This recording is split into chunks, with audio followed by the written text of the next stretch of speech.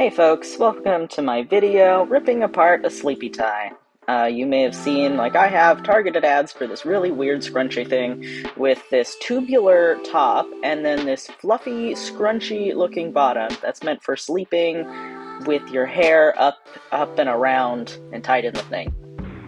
While I was taking this apart, I also took off the tags, which are on the fluffy, scrunchy part, which ends up being at the front of the bun on top of your head, and they show rather prominently, so I took that bad boy out and just restitched the fluffy part closed, because I didn't want that there. So anyways, I identified where the seams were on this thing. It's pretty well constructed, I would say. And then got my seam ripper and got to work taking this thing apart, because I wanted to see what was inside. What's in this giant tube covered in many, many layers of fabric. So I'll speed through this so you can get to the good parts.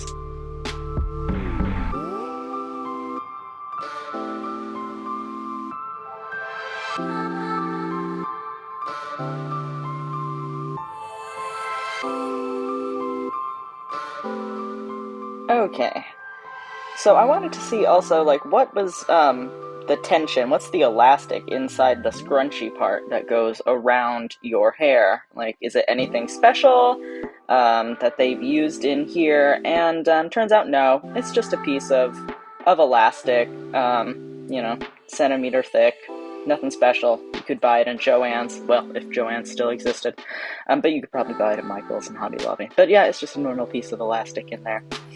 Alright, so now we can start to see what's actually in the tube, but I have to take it out of all of this fabric covering on top, so I'm just going to speed through this. It was a lot of de-scrunching, basically.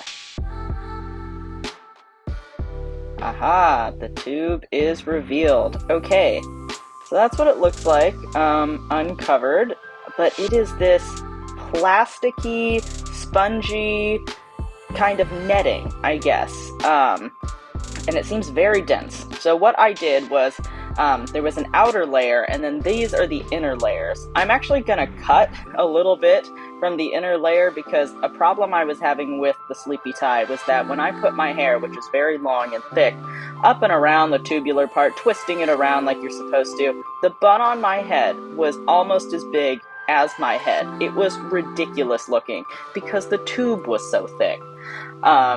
So I need the tube to be a little bit thinner to better wrap my hair around it. So like the product stays in my hair easier, it's less top heavy and toppling over because I have so much hair wrapped around the tube. And also I didn't want the bun to look that big if I ever decided to wear this out in public because it looked fucking ridiculous. So now I'm putting the outer layers of the tube back over that softer kind of core inner layer. So I just basically pulled these back out of their scrunched form and back onto it.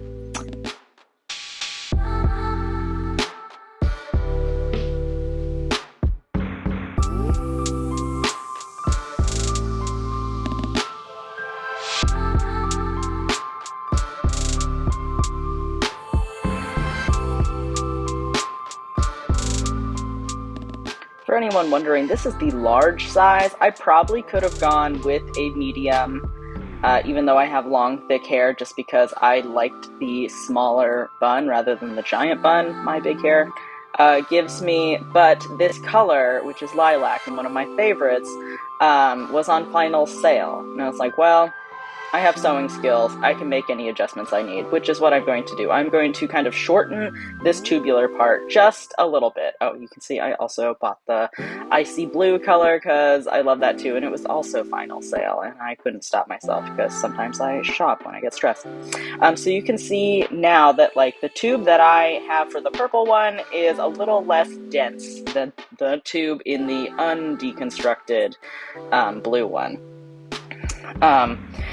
So what I learned when I deconstructed this was that there was a bunch of string kind of holding the tube's rounded rainbow shape. Without that, this plastic netting can basically stretch and get all out of shape.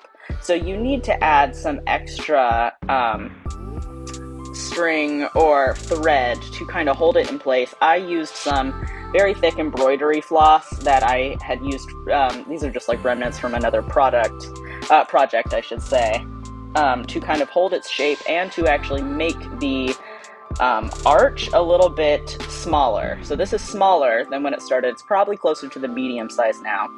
And now I am going to pull the purple fabric covering back over the tube just enough so that I can sew it back onto the scrunchy part before I actually do the major re-scrunching here at the end to get that nice kind of piled effect over our rainbow tube here.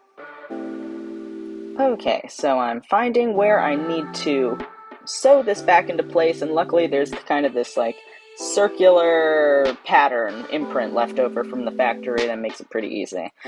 Before I did that, I anchored the elastic that is in the scrunchy part to the actual plastic tubing, so it is nice and strong, nice and secure. You don't want that piece of elastic just floating in there. Because then it won't hold your hair together. Then I re-scrunched all of the fabric back over the arch tube, and you can see that you can't really even tell that I modified the thing because there's so much fabric covering my stitches and all the seams. And now she's back together. We know it was in her, we modified her a little bit, and she's ready to be used. Thanks for watching.